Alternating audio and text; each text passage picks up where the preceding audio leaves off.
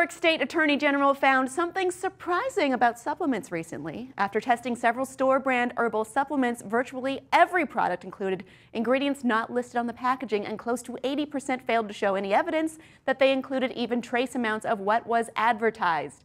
But isn't there something that should be protecting the consumer? Answer, no. You'll have to protect yourself. You can go my route, which is don't consume any supplements that make claims that aren't verified. I do not think I need supplements, and I need my medication to be scientifically proven and verified, period. But this is an upwards of $32 billion a year industry. People are taking these capsules that may or may not do what the bottle says. Wait, they can't sell things and make unsubstantiated claims? That's illegal. Yes and no, hypothetical person. In 2002, a Harris poll found that 59% of adults believe vitamins and other supplements must pass some sort of approval process to be sold in stores. 55% believe claims needed to be backed up by scientific evidence, and 68% thought any supplement that could cause a dangerous side effect needed to have a warning label. How much of this is true? Exactly none of it.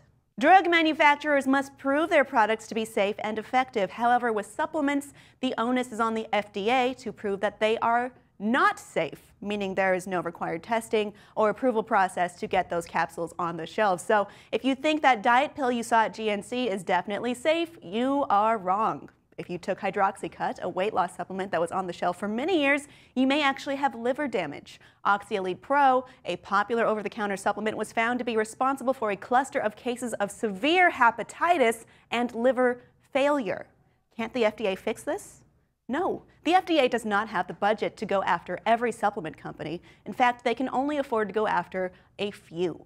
And the system in place, a voluntary reporting system to register adverse effects in prescription drugs, devices, and dietary supplements called MedWatch, suffers from significant underreporting and incomplete reports which in no way are capable of adequately and quickly being able to help detect patterns and negative effects stemming from supplements. Some people have found problems with the DNA tests used by the New York DA, but even if it's not 100% possible to test if a product actually has the ingredient it says it does, it was clear that several had too many ingredients that weren't mentioned at all.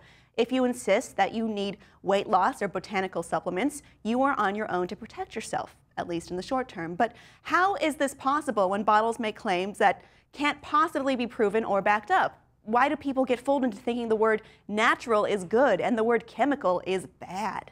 There are databases that report findings after testing supplements, but a lot of them are funded by the supplement industry, which is fairly dubious, don't you think? What can be done about this? We should revisit something like the Dietary Supplement Labeling Act, which would have required supplement manufacturers to register their products with the FDA and to provide more safety information, such as information about known adverse effects to consumers. Also, the review system shouldn't be up to the severely underfunded FDA to disprove claims. The review process that prescription medications use should be followed more closely, and the surveillance system should be less garbage. It's probably too much for me to ask that we all pay better attention to the wishes we want our magic pills to do versus what they actually do. But is it too much to do the safety testing before the marketing?